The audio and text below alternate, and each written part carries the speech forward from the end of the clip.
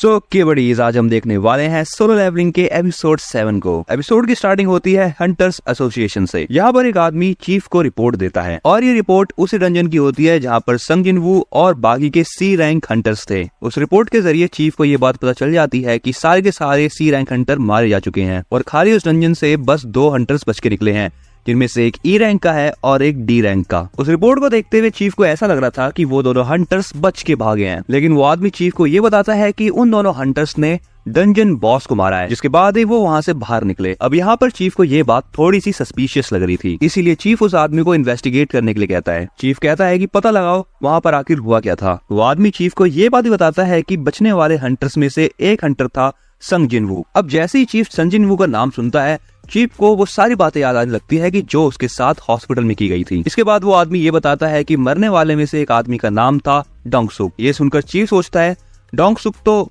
Dongsu का भाई है, तो इस चीज पे थोड़ा सा ध्यान देना चाहिए। इसके बाद अगला सीन जिनवू के घर का होता है। सन जिनवू रेड से आते समय घर पर कुछ सामान भी लेके आया है। जिनवू अपनी बहन को सामान पकड़ाते हुए कहता है, मैंने मॉम की दवाइयों के लिए पैसे जमा करे हैं। यहाँ पर खाना खाते हुए जिनवू की बहन उससे पूछती है, तुम्हें पिछली रेड में अच्छे पैसे मिले, लेकिन इस बार तुम्हें एक भी इंजरी नहीं मिली, हो सकता है तुम्हारे साथ वाले हंटर्स ज्यादा पावरफुल होंगे। जिनवू इस पर कुछ अच्छा रिप्लाई नहीं देता और सबको पता है क्यों। जिनवू यहाँ पर साथ ही साथ ये बात भी सोचता है कि कैसे उसने बिना डरे सारे के सारे हंटर्स को मार दिया, और अगर वो अभी पुराना वाला जिनवू होता तो वो ऐसा नहीं कर पाता और शायद वो मर भी जाता। जिनवू यहाँ पर बियर पी रहा होता है कि तभी उसको एक नोटिफिकेशन आती है। यहाँ पर उसका सिस्टम ये बता रहा होता है कि तुम्हारी बॉडी में एक हार्मफुल चीज डिटेक्ट हुई है, लेकिन तभी उसका सिस्टम उसकी बॉडी को डिटॉक्सिफाई भी कर देता है। इसके बाद खा पीकर जिनवू अपने रूम में सोने के लिए चला जाता है, लेकिन जैसे ही वो थोड़ी देर सोता है, उसकी बहन आके उसे जगा देती है। जिन्हा जिनवू से कहती है, कोई जिन्हो नाम का लड़का तुमसे मिलने आया है। इसी के साथ जिन्हा जिनवू के रूम में बहुत सारी बियर कैंस को देखती है, जिस पर जिन्हा उससे ये भी कहती है कि इतनी बियर्स मत पियो, ये पॉइजन हो सकता है। जिन्हो जिन्हा से कहता है, तुम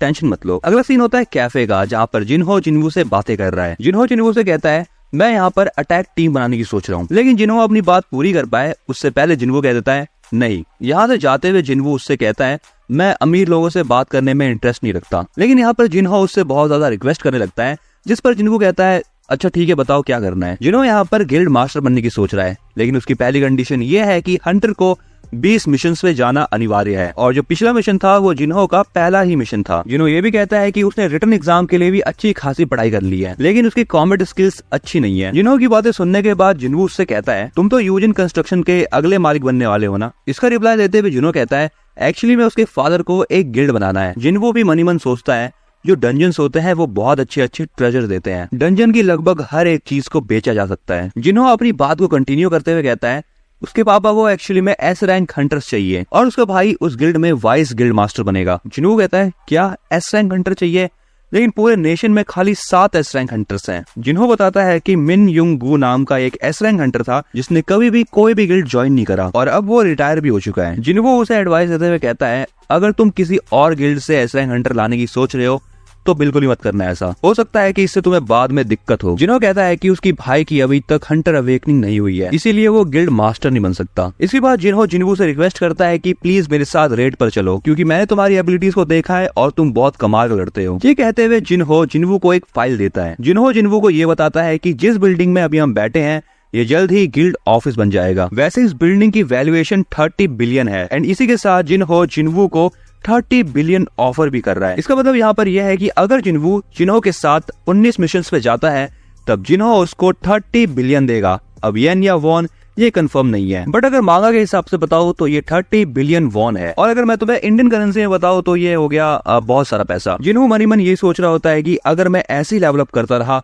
तो मैं एक दिन एस रैंक हंटर से भी ज्यादा पावरफुल बन जाऊंगा, और अगर मैं उतना ज्यादा पावरफुल बन गया तो 30 बिलियन वॉन क्या ही चीज है। इसलिए जिन्हो ये भी सोचता है कि लोगों के साथ टीम अप करना बहुत रिस्की हो सकता है, जिसके बाद वो जिन्हो को उसके ऑफर के लिए मना कर देता है। जिन्हो वहां से जाने लगता है कि तभी जिन्हो कहता है, अगर तुम मेरी मदद करोगे तो मैं ये सीक्रेट हमेशा के लिए रखूंगा अपने पास। अगला सीन होता है डोंगसू का। डोंगसू किसी से बात करते हुए कहता है, मुझे उन दोनों बचे हुए हंटर्स की पूरी रिपोर्ट चाहिए। तभी हमें पता चलता है कि डोंगसू अपनी असिस्टेंट से बात कर रहा है, जिसका नाम है लॉरा। लॉरा फटाफट से डोंगसू को रिपोर्ट लाके दे भी देती है। डॉक्यूमेंट्स को देखते हुए डोंगसू लॉरा से कहता है, क्या होगा कि अगर मैंने किसी दूसरी कंट्री के इंसान को मार दिया तो। लॉरा उसे बताती है कि अगर उस कंट्री में हंटर क्राइम से रिलेटेड कोई भी लॉ होगा तब आपको उस कंट्री के हिसाब से सजा मिलेगी, और अगर ऐसा कोई भी लॉ नहीं हुआ तो आपको अपनी कंट्री के हिसाब से सजा मिलेगी। लेकिन अगर हमारी कंट्री और उनकी कंट्री एक दूसरे से बात करे तब कुछ हो सकता है। ये सुनने के बाद डोंगसू लॉरा से कहता है मेरा शेड्यूल अभी चेंज करो। अब इसका मतलब यहाँ पर ये होता है बड़ी इसकी डोंगसू संग जिनवू और जिनहो के पीछे पड़ चुका है। अगला सीन होता है सुबह का, जहाँ पर संग जिनवू अपनी छोटी बहन के साथ एक्सरसाइज कर रहा होता है। जॉगिंग करते हुए संग जिनवू अपनी बहन से पूछता है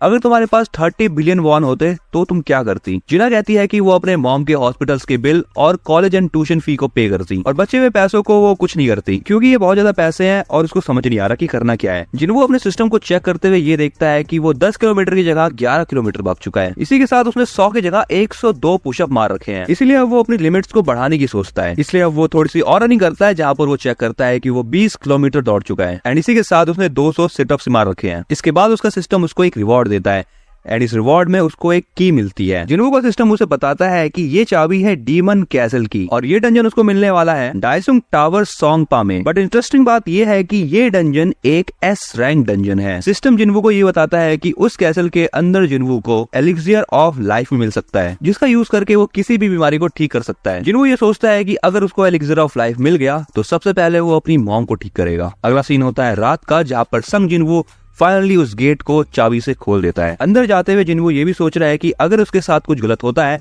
तो वो फटाफट से इंस्टेंट टेलीपोर्टेशन का यूज कर लेगा। डंजन के अंदर जाने के थोड़ी देर बाद ही उसके सामने एक अजीब सा बीस्ट आ जाता है। उस बीस्ट को देखकर जिनवू अपनी एबिलिटी स्टैश का यूज करता है। जिनवू अपने डैगर से बहुत ज्यादा फास्ट अटैक भी करता है उसके ऊपर, लेकिन उस बीस्ट को जिनवू के अटैक से कोई भी फर्क नहीं पड़ता। जिसके बाद जिनवू अपनी दूसरी एबिलिटी मर्डरस इंटेंट का यूज करता है, लेकिन इतना सब कुछ करने के बाद भी उस बीस्ट को कोई फर्क नहीं पड़ता और वो जिनवू की ऐसी तैसी कर रहा होता है। यहाँ तक कि वो बीस्ट जिनवू का एक हाथ भी खा जाता है, जिसके बाद जिनवू की एचपी बहुत तेजी से कम होने लगती है। जिनवू अब यहाँ से भागने की सोच रहा है, लेकिन तभी उस मॉन्स्टर की एबिलिटी बढ़ जाती है, जिसके बाद वो मॉन्स्टर जिनवू को गिरा गिरा के मारता है। अब जिनवू भी यहाँ पर अपनी फुल रिकवरी का यूज करता है, जिससे कि उसका हाथ वापस रिकवर हो जाता है। जिनवू उस बीस्ट के अंदर अपना डैगर घुसा देता है, लेकिन उस बीस्ट को कोई फर्क नहीं पड़ता। अब यहाँ पर वो बीस्ट फिर से जिनवू को नीचे गिरा गिरा के मारता है, जिससे कि जिनवू की एचपी बहुत तेजी से कम होने लगती है। इनफैक्ट अब यहाँ पर सिस्टम में जिनवू को वार्निंग देता है कि तुम्हारी एचपी बहुत कम हो रही है। अब यहाँ पर जिनवू अपना इंस्टेंट टेलीपोर्टेशन स्टोन यूज करने की सोचता है,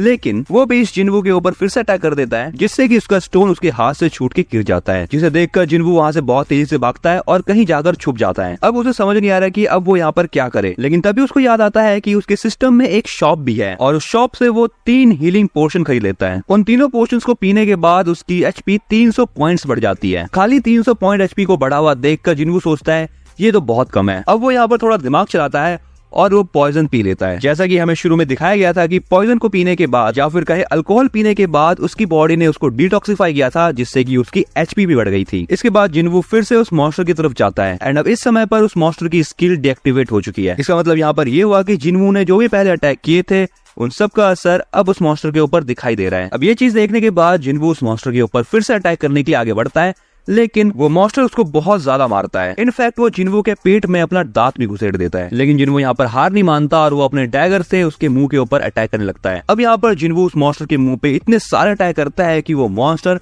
फाइनली मर जाता है। अब यहाँ पर जिनवू का सिस्टम उसको एक पेपर देता है। सिस्टम उसे ये बताता है कि एलिक्सियर ऑफ लाइफ को बनाने के लिए उसको 3 आइटम्स की जरूरत है, लेकिन जिनवू साथ ही साथ ये सोच रहा है कि अगर वो कैसल के अंदर गया तो वो पक्का मारा जाएगा, इसलिए वो सोचता है कि वो बाद में कभी कैसल के अंदर जाएगा। सो बडीज, ये एपिसोड थोड़ा सा तबाहीदार लगा मुझे भी। सो तुम कमेंट में ये बताओ कि तुम्हें इस पूरे एपिसोड में सबसे बढ़िया पार्ट कौन सा लगा। इसी के साथ तुम इस चैनल को सब्सक्राइब कर लो, और अगर वीडियो पसंद आई है तो फटाफट से लाइक भी कर दो।